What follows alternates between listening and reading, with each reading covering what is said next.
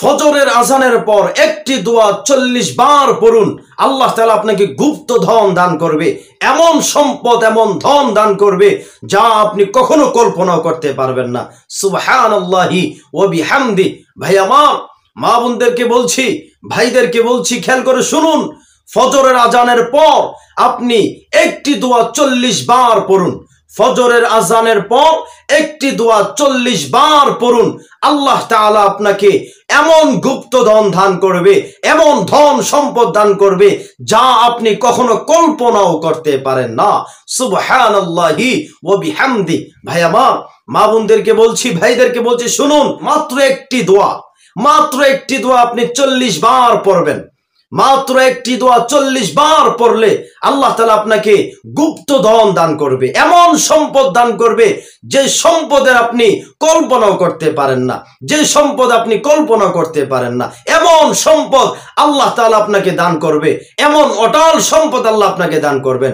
শুধুমাত্র একটি আমল করুন। ওই আমলটি যখন ফজরের আজান দিবে, ফজরের আজানের পর আপনি একটি দোয়া, শুধুমাত্র একটি দোয়া 40 বার পড়ুন, আল্লাহ আপনাকে গুপ্ত দান দান করবে, এমন সম্পদ দান করবে যা আপনি কল্পনাও করতে পারেন না। সুবহানাল্লাহি ওয়া বিহামদি। আল্লামা ইবনে তাইমিয়া রাহমাতুল্লাহি আলাইহি উনি বলেছেন, আযানের সময় আসমানের সকল দরওয়াজা আল্লাহ তাআলা খুলে দেন, রহমতের দরওয়াজা খুলে দেন। ওই সময়, আজানের সময় কোন বান্দা যখন যেই দোয়া করবে, আল্লাহ তাআলা ওই দোয়া কবুল করে ফেলবেন, ওই দোয়া আল্লাহ তাআলা কবুল করবেন ইনশাআল্লাহ তাআলা। আল্লাহর কাছে তো আমরা এটাই চাই, আমরা তো এটাই চাইতে হবে।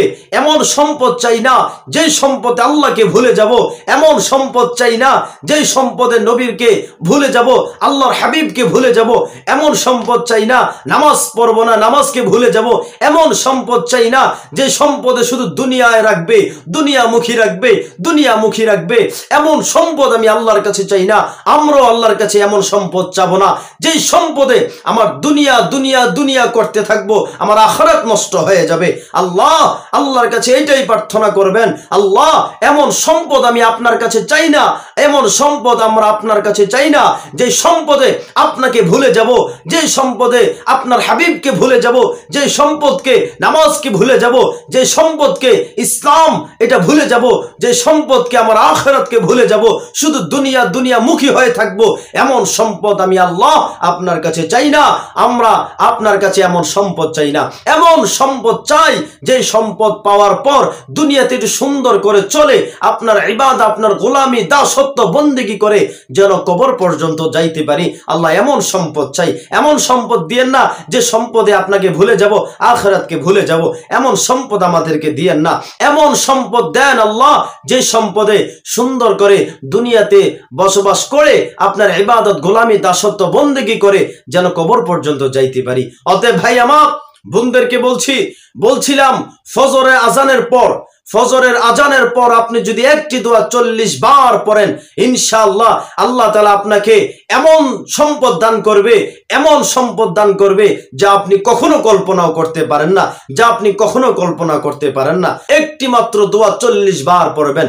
ওই দোয়াটি হচ্ছে, ইয়া হাইয়ু ইয়া কাইয়ুমু লা ইলাহা ইল্লা আনতা বিরহমাতিকা আস্তাগীথ।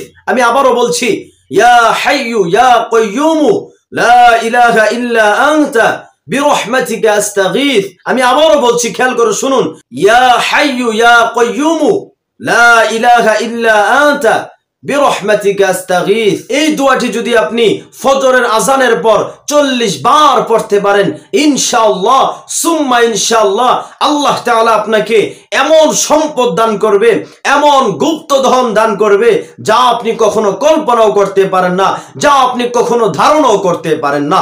অতএব ভাইদেরকে বলবো, মা বোনদেরকে বলবো, যখন ফজরের আজান দেয় আমরা সাথে সাথে ঘুম থেকে উঠে যাব। ঘুম থেকে উঠে আমরা এই দোয়াটি, একটি মাত্র দোয়া আমরা 40 বার পড়ব ইনশাআল্লাহ তাআলা।